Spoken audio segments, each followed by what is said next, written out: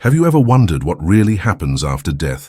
Is there a place of peace like heaven, or a place of eternal suffering like hell? Today, you will hear a story that could completely change your view of life after death.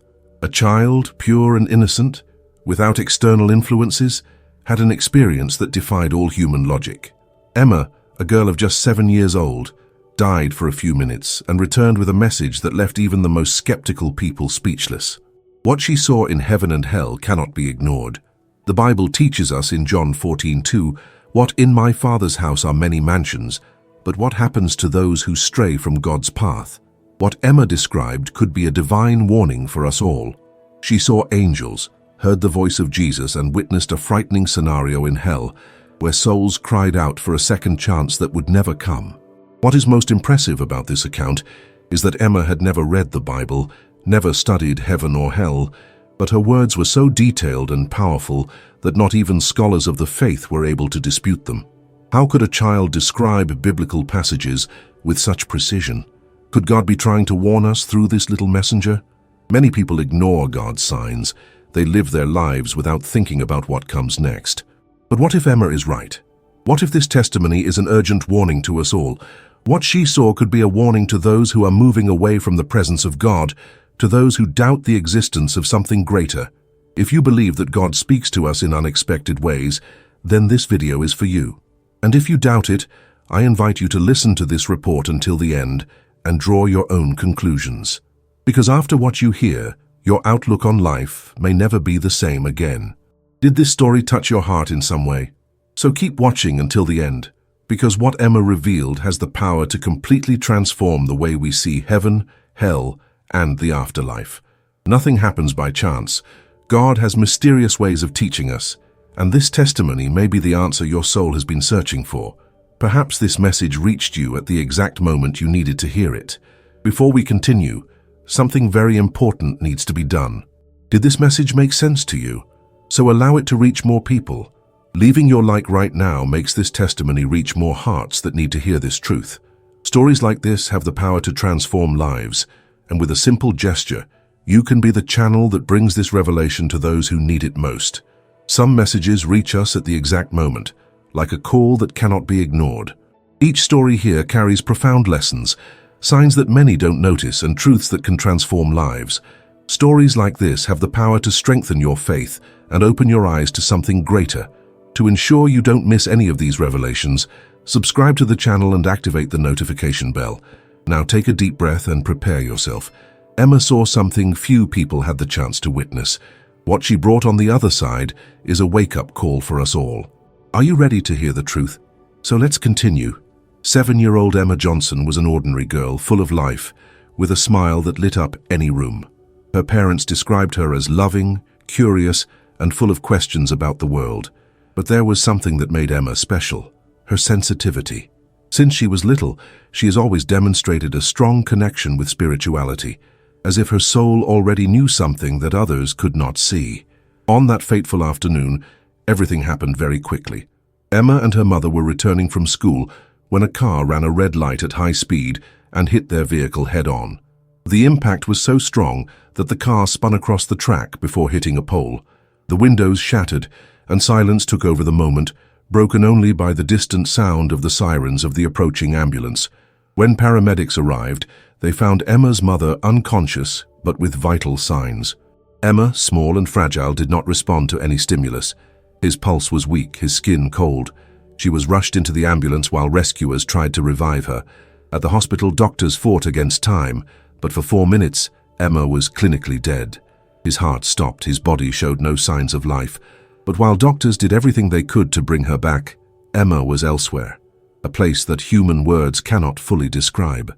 When he opened his eyes again, still in the hospital, his mother was by his side, holding his little hand tightly, tears streaming down his face.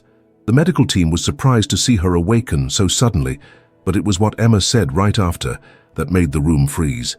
With a lost but serene look, she murmured something no one expected to hear. "Mommy, I saw Jesus. He was there. He told me something very important." The nurse, adjusting the devices at the bedside, stopped immediately. Emma's mother stood still, trying to understand what her daughter meant. But before they could ask anything else, Emma continued, now with her eyes full of tears.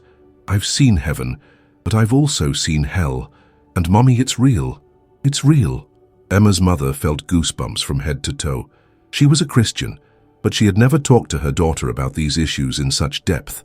How could a 7-year-old child who had never read the Bible in detail speak about this with such certainty? What exactly did she see while she was dead for 4 minutes? The story Emma began to tell seemed like an account taken from Scripture. She described a tunnel of golden light that enveloped her, a feeling of peace and love so intense that she said she had never felt anything like it before. Emma said that as soon as she went through this tunnel, she saw an immense garden, with colors that don't exist on Earth. Flowers sparkled, a crystal-clear river flowed smoothly, and she felt a happiness she couldn't explain. But the most impactful was what came after. Emma said she saw a tall man, dressed in white robes, with a look in his eyes so full of love that she knew immediately who he was. "It was Jesus, Mom. He knew my name before I even said anything." Emma's voice shook as she recounted what he said to her. "You need to go back, my little one. It's not your time yet. But first, I need to show you something." It was at that moment that Emma felt like she was being pulled down. Heat enveloped her body, and the light that once welcomed her began to disappear. Suddenly she found herself in a completely different place. The vibrant colors were replaced by darkness and shadows. A strong smell of sulfur filled the air. In the distance, Emma could hear screams, wails, voices calling for help. She tried to run, but her feet felt stuck to the ground. In the midst of that dark landscape, Emma saw writhing figures, people who seemed to be trapped in invisible chains. Some screamed the name of Jesus, begged for forgiveness, but it was too late. They wanted to get out of there, Mom, but they couldn't. They were trapped. And then, in the middle of the darkness, a frightening voice whispered something that made Emma feel deep fear, a voice that seemed to come from everywhere at once. They didn't believe it. Now they belonged to me. Emma felt like she was being pulled again, this time upwards. In the blink of an eye, she was back in the garden, and Jesus was looking at her sadly. "Tell them, Emma. Tell everyone what you saw. Many still have time, but not for long." And it was at that moment that Emma woke up in the hospital, back in her body, with the mission to tell what she had seen, a mission given by Christ himself. Stories like this make us reflect and can carry a greater purpose. This report was a divine warning. Comment: I believe if this message touched your heart, your opinion can inspire others. Emma felt her body light as if she were floating, and suddenly everything around her was filled with a golden light so intense that it was almost impossible to look directly at it. But instead of burning his eyes, this light brought a sense of peace that human words could not describe. The fear he felt at the time of the accident disappeared completely. There was no pain, there was no suffering, just a deep love that enveloped her in a way she had never experienced before. She began to move through this tunnel of light, being gently led to a place where everything seemed more alive, more real than anything she had ever seen before. The colors were vibrant, much more intense than on Earth. The sky was not just blue, but a brilliant blue, which pulsed as if it had a life of its own. The floor was covered in something that appeared to be liquid gold, but at the same time was solid and smooth to the touch. The trees had leaves that sparkled as if they were made of pure crystal, and a sweet, heavenly scent filled the air. Emma knew, without anyone needing to tell her, that she was in a sacred place, a place where sadness and fear didn't exist, where everything was perfect. She heard music in the distance, a melody so harmonious that it seemed to touch her soul directly. It was a worship song, but unlike any other I had ever heard. She looked around and saw figures of light, angelic beings singing with voices so soft they seemed to blend into the breeze. They were smiling at her, as if they had known her for a long time. It was then that she noticed a figure approaching. He wore a dazzling white robe, and his presence was so strong that Emma felt her heart fill with love. When he looked at her, Emma knew immediately who he was. Jesus, there was no doubt. His presence radiated such immense love that Emma wanted to run into his arms, but before she could do so, he smiled and knelt before her. His eyes glowed like fire, but there was nothing scary in them, just infinite compassion. "Emma, my little one, you need to go back." She felt a slight sadness upon hearing those words. How could she return after seeing such a beautiful place, so full of love and peace? But Jesus continued, "Time is running out, my daughter. There are many who do not believe, many who are not prepared. You need to tell what you saw, you need to warn them." Emma didn't fully understand, but something inside her told her this mission was important. But before he could ask anything, something changed. The surroundings began to darken, the temperature dropped, and a chill ran across his skin. The angel's smile disappeared, and Emma felt like she was being pulled somewhere else. A place that was the opposite of everything I had just experienced. She wanted to hold Jesus' hand and beg to stay, but it was too late. In a matter of seconds, Emma found herself falling into endless darkness. Intense heat began to envelop her body, and in the distance she began to hear screams. Screams of despair, of pain, of regret. What was once light and love now became darkness and despair. Emma tried to close her eyes, tried to wake up from this nightmare, but everything around her seemed frighteningly real. She was being taken to a place where the light didn't reach, a place where all that was left was suffering. And then she realized Jesus was showing her something she would never forget, something she would have to tell the world. Stories like this touch the soul and make us reflect. Is heaven real? Does God send us signs? Comment "I believe in heaven" if this message spoke to your heart, or "I have doubts" if you are still reflecting. Your answer could impact someone. Emma felt her body being pulled hard, as if something invisible was dragging her soul into an endless abyss. The golden light and loving warmth of heaven completely disappeared. Now everything around him was darkness, a pitch so intense that not even his own hand would be visible if he tried to extend it in front of his face. A cold, sharp wind was blowing, bringing with it a strange smell, something between burnt sulfur and decomposing flesh. His heart sped up. Fear began to take over his small body. She wanted to scream, but her voice just wouldn't come out. Her legs were trapped, as if something was holding her ankles, preventing her from moving. The feeling of peace he had experienced in heaven disappeared completely, replaced by an indescribable anguish. It was then that she started to listen. First, a distant, almost imperceptible whisper, as if hundreds of voices were speaking at once. But as his eyes grew accustomed to the darkness, the whispers turned to screams, screams of pain, screams of despair.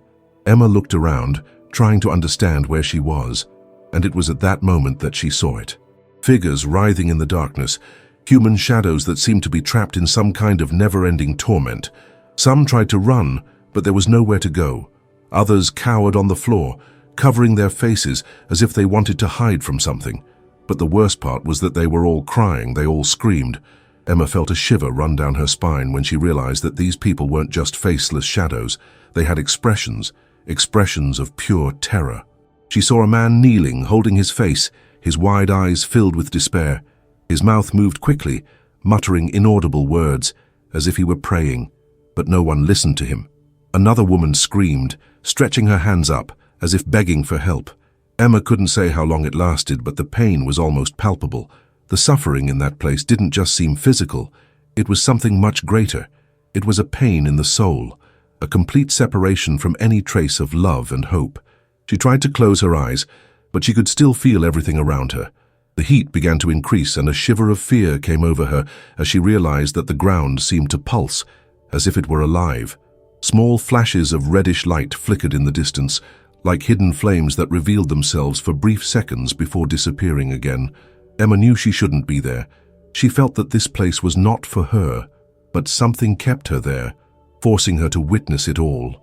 It was then that he felt a presence. Unlike the peace and love he had felt when he saw Jesus, this presence was suffocating. It was oppressive. And then, out of the darkness, two red eyes opened, staring at her. Emma wanted to run, but her feet were still stuck. His heart was beating so hard it felt like it would explode inside his chest. That presence was something beyond what she could explain. It was something that made his soul tremble. A deep, hoarse, and cold voice echoed in the darkness. "They don't believe me yet, but one day they will." Emma felt a chill run through her entire body. Those words carried something sinister, something that made her want to cover her ears and run away. But she couldn't. The voice continued, now closer. "They laughed. They ignored. They chose their own paths. Now they are mine." Emma didn't know who or what was speaking to her, but she knew it was something powerful, something that wanted to make her feel fear, despair, doubt. But at that moment a thought came to his mind, the face of Jesus, his voice telling her she needed to come back, that she had a mission. Then from the bottom of her heart, Emma whispered a single word, Jesus. Immediately a rumble filled the room. That place started to shake as if it was collapsing. The voice screamed in anger, and Emma felt her body being pulled upwards. The darkness began to dissipate, and for an instant, she saw something even more frightening. Chains rising from the ground, trapping those tormented souls, preventing them from leaving. The despair in those people's eyes was something that would remain in Emma's memory forever. She felt a strong pull and suddenly everything was gone. The darkness was replaced by an intense light, and she felt her body being filled with lightness again. She was coming back, returning to where he belonged, returning to fulfill the mission he had been given. And then his eyes opened. She was in the hospital, surrounded by doctors, nurses, and her mother, who was crying with relief when she woke up. But Emma knew that even though she came back, she would never be the same.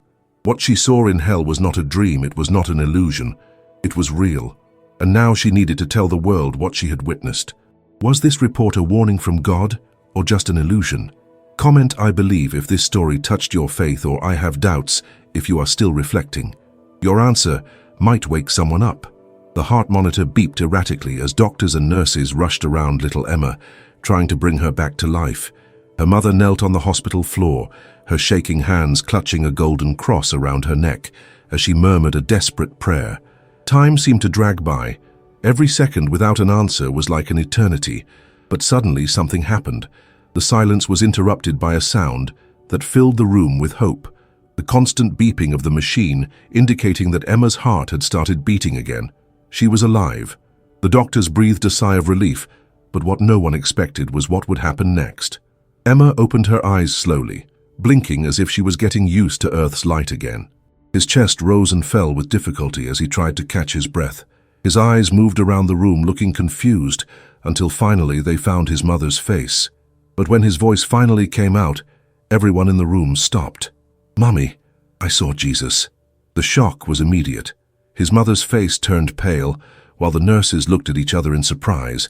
The doctor, who was adjusting the devices next to the bed, froze for a moment, but Emma didn't stop there. His words continued to come out, still with difficulty, but each sentence was spoken with a certainty that no one expected to hear from a child. "I saw a beautiful place, full of light. I felt a love that doesn't exist here, but also, I saw the other side." The silence in the room became almost suffocating. What was that girl saying? How could she know these things? His father, who had just entered the room, stopped halfway, not understanding what he was hearing. He had never spoken to Emma about these things. In fact, he always avoided conversations about heaven or hell, believing them to be just metaphors used to teach moral lessons. But now, her own daughter was telling her details that no one had ever told her. Emma continued speaking, describing heaven in words that seemed beyond her age's comprehension. She spoke of a river of living waters, of flowers that sang praises, of angels that shone like stars. She said Jesus called her by name and held her hand tenderly. Her voice trembled with emotion as she spoke about the love she felt there, a love that, according to her, does not exist anywhere on earth. But then, his expression changed. His eyes, which shone when he spoke of heaven, now filled with tears. His tone became more serious as he began to talk about what he saw afterwards. She described the sudden drop, the abrupt change in the environment around her, the unbearable heat, the screams, the endless suffering. "I saw people there, Mum, a lot of people. Some were trapped, trying to get out, but couldn't. Others screamed for help, but no one came. They were alone." Her mother held her hand tightly, as if to protect her from the memory of what she saw. But Emma continued, "And there was a voice that spoke to me." The entire room seemed trapped in an eerie silence as Emma tried to repeat the words she had heard. She said that voice mocked people, that they had a choice but ignored the warnings. And then, with a shiver down her spine, she whispered the phrase that woke her up in the hospital. "They didn't believe me, but one day they will." His mother started to cry. Her father, who had always been a skeptical man, looked at her as if she were facing something supernatural. But what scared him most was what happened next. Emma, still very weak, looked directly at him and said a name. The name of his grandfather, who had passed away years ago, a name Emma had never heard before. I saw Grandpa there. His father's heart stopped for a moment. He had never told Emma about his father. I had never talked about how he lived his life denying the existence of God, and now his daughter, who had just returned from the dead, was saying that she saw him. He was crying, Dad. He said he would like to have one more chance. The shock on his father's face was impossible to hide. How could Emma know this? How could she be saying something like that with so much certainty? But it wasn't just that. She started mentioning other things, details that no one had ever told him. She said that in heaven, she saw a baby with blue eyes who smiled at her. His mother began to sob upon hearing this. Years ago, before Emma was even born, she had lost a baby to a miscarriage. It was something he had never told his daughter. Emma was no longer the same child who entered that hospital. Something about her had completely changed. Her eyes carried a knowledge that didn't seem to belong to a 7-year-old girl. She spoke with a certainty that left everyone around her speechless. The days passed, and Emma began to relate more and more details. She knew things she shouldn't know. She mentioned biblical stories that she had never learned. She spoke of passages of scripture that she had never read. When asked how she knew this, her answer was always the same. Jesus told me. The impact of this experience was not just within that family. Emma's account began to spread, reaching people who previously did not believe, to skeptics who, upon hearing her testimony, began to question their own convictions. This report came to you for a reason. Did Emma return with a warning from God, or was this all just coincidence? Share your opinion in the comments. Your answer may be exactly what someone needs to open their eyes and see this truth. The hospital room was filled with a strange atmosphere, as if something invisible was weighing down on everyone there. Emma's eyes were different. They seemed more mature, as if they now carried knowledge that surpassed her young age. His mother held his hand tightly, unable to process everything she had heard until that moment. His father remained silent, his mind spinning, trying to find a rational explanation for all of this. But the truth is that there was no logical explanation. Emma was still lying there, still weak, but her voice carried an unusual firmness for a child. She took a deep breath before speaking again, as if gathering the strength to say something she knew would forever change the lives of everyone in that room. With a serious look, she began to talk about things she had never learned, things that should never have been in her childish mind. Jesus showed me things I didn't want to see. He showed me things that are yet to happen. His mother's eyes widened. What did Emma mean by that? What kinds of things had been revealed to her? He said many are not prepared for what is coming. He said time is running out. The silence in the room became even heavier. What did that mean? Could Emma be talking about the end times? How could a child of just 7 know something like that? Her father, trying to remain calm, leaned closer to her and asked in a choked voice, "Emma, what exactly did Jesus show you?" She hesitated for a moment, her little fingers clutching the bedsheet as if she was reliving everything she saw. Then finally, he began to speak. He took me to a very high place, as if we were looking at the earth from afar. I saw entire cities being destroyed, people running, screaming, looking for shelter, but there was nowhere to go. There was fire, a lot of fire. The sky was dark and I heard thunder, but it wasn't normal thunder. It was as if the sky was crying, as if something very bad was happening. His mother put her hand over her mouth, trying to hold back a sob. Emma had never spoken like this before, never described anything like it. And then, his voice became even lower, as if he was afraid of what he was going to say next. But the worst part wasn't that. His parents exchanged an apprehensive look. What could be worse than what she had already said? Jesus showed me something in hell. His father's eyes widened in disbelief. Emma had already described what she saw in that place of torment, but now it seemed like there was something more. He showed me people who were still alive. The room was in shock. Emma's words felt like a dry blow to the chest of everyone there. How was this possible? I saw people who hadn't died yet, but who were already there, as if they were already destined for that place. His mother began to cry softly. The doctor, who until that moment had only been listening, was unable to hide his expression of disbelief. "Emma, did you recognize anyone?" your father asked, voice almost coming out as a whisper. She hesitated, took a deep breath, and nodded. "Yes, I saw a man who appeared on television. I don't remember his name, but he always said that God doesn't exist. He laughed and told people not to believe it. But now Now he was there. He was screaming, asking for help, but no one could help him. He was trapped. Shock filled the room. Emma, a girl of just 7 years old, was describing something that seemed impossible. But how could she come up with something like that? I asked Jesus why these people were already there, if they were still alive on earth. He told me that some people have already chosen their destiny, even before they left.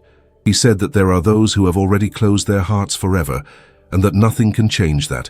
But there are also those who still have time, if they hear the call. His father ran his hands over his face, trying to process it all. He was always skeptical, never believed in life after death, much less in heaven or hell. But now his daughter, his little Emma, was saying things he couldn't explain. "So there's still hope?" his mother asked, her voice choked with crying. Emma nodded. "Yes, but time is running out. Jesus said there are still those who can choose the right path. He told me to tell everyone this, to let them know that he is still calling people, but many don't want to listen. He told me that there are signs everywhere, but people ignore them, and that one day when they realize it, it may be too late." Silence once again dominated the room. Everyone there knew that nothing would be the same after what Emma said. Her mother held her hand tightly, as if to protect her from everything she saw. His father was staring at the ground, his mind spinning with thousands of questions. But one thing was certain: Emma was no longer the same child who entered that hospital. This message may have come to you as a calling. Is Jesus warning us, or is there another explanation? Comment, "I believe," if this story touched your faith, or "I have doubts," if you are still reflecting. Your answer could be, the awakening someone needs. The hospital room was silent, but what Emma had said continued to echo in everyone's minds. His parents were still trying to understand everything, while the doctors exchanged looks of disbelief. How could a 7-year-old child describe heaven and hell in so much detail? How could she quote Bible passages she had never learned? His father, always so rational, felt his heart and mind fighting an internal battle. He wanted to believe that this was all a figment of his daughter's imagination, an illusion created by a brain under stress. But then, how can we explain the things Emma knew? How to explain the names she mentioned? How can I ignore the serious look and weight in his words? Emma was different. His expression carried something unbecoming of a child, something deep, as if his soul had experienced something most human beings would never experience. She didn't speak like she was making up a story. He spoke with the certainty of someone who had been faced with the absolute truth. And it was this certainty that left everyone uneasy. What really happens after death? Are heaven and hell real places? Or is this all just brain processes at the moment of death? Science has been trying to explain near-death experiences for years. Some experts say that when the heart stops, the brain goes into a state of hyperactivity, creating hallucinations that seem real. Others claim that the lack of oxygen can cause visions, lights, and even feelings of peace or fear. But are these explanations enough? Can they really justify what happened to Emma? Because it's not just about what she saw. If it was just an experiment of the brain, how could we explain the fact that Emma mentioned names and details she had never heard before? How could a child who has never read the Bible quote passages accurately? How could she know about deceased people who were never mentioned to her? This goes beyond logic, beyond science. This enters the field of faith, spirituality, that which cannot be measured or explained by formulas. The Bible clearly talks about heaven and hell. In John 14:2, Jesus says, "In my Father's house are many mansions." In Luke 16:19-31, the parable of the rich man and Lazarus describes a place of torment and a place of eternal peace. Several accounts of near-death experiences follow this same narrative. People who saw a bright light, felt indescribable love, and at the same time, those who were dragged to a dark, cold place, a place of suffering and separation from God. Emma wasn't the only one. But what makes her account so impressive is the level of detail and knowledge she brought from the other side. His parents tried to seek explanations. Could Emma have heard these stories somewhere before? But the more they tried to rationalize it, the more they realized there was no way. She simply wouldn't know certain things. And even if someone wanted to believe that their mind fabricated part of the experience, how do they explain the change in it? Because Emma didn't come back as the same child who left home that day. She didn't just see something, she was transformed. From that moment on, Emma began to demonstrate different behavior. She seemed more sensitive, as if she carried a wisdom that was unusual for her age. His eyes, once full of childlike innocence, now reflected a greater understanding, as if he saw beyond what others could see. She began to talk about God more frequently, to pray more fervently, and always repeated that she wanted to fulfill the mission given to her. But there was something that made his parents even more scared. Emma started to have dreams. Dreams that seemed to continue the visions he had had during his near-death experience. Some nights I woke up scared, saying I saw people crying, trapped in a dark place. In others, she woke up smiling, saying that she saw Jesus again and that he reminded her of her mission. Were these dreams just remnants of the traumatic experience or a true divine calling? Many people who have had NDEs report that their lives were completely changed after the experience. Some return with an intense love for life, with a sense of greater purpose. Others begin to see signs and feel spiritual presences more intensely. Emma seemed to be one of those people. She didn't just see the other side, she brought a message. What if it's true? What if there really is an alert being given? How many times do we ignore signs? How many times do we see stories like this and simply dismiss it as coincidence or wishful thinking? But what if we are wrong? What if there is something bigger trying to warn us? What Emma saw cannot be ignored. This message spoke to your heart, and God's voice may have reached you through this video. Nothing happens by chance. Stories like these transform lives, awaken faith, and reveal profound truths. This could be a call to something greater. Be part of this journey. Subscribe to the channel and activate the notification bell. Each story here could be the answer your soul has been waiting for. Getting this far means that this message has touched your soul in some way. Your spiritual journey may be being transformed right now. Share in the comments. I heard that call to show that this story spoke to you. Your answer may inspire others to see this truth and feel this awakening in their hearts. This message has the power to transform lives and touch hearts that need an awakening. Someone close to you may need to hear this today. Leave your like right now and share with those who need this truth. Something even more impactful is about to be revealed. The next video is already on your screen, and what you see could change everything you think about this journey. Click now and get ready for something that will move you.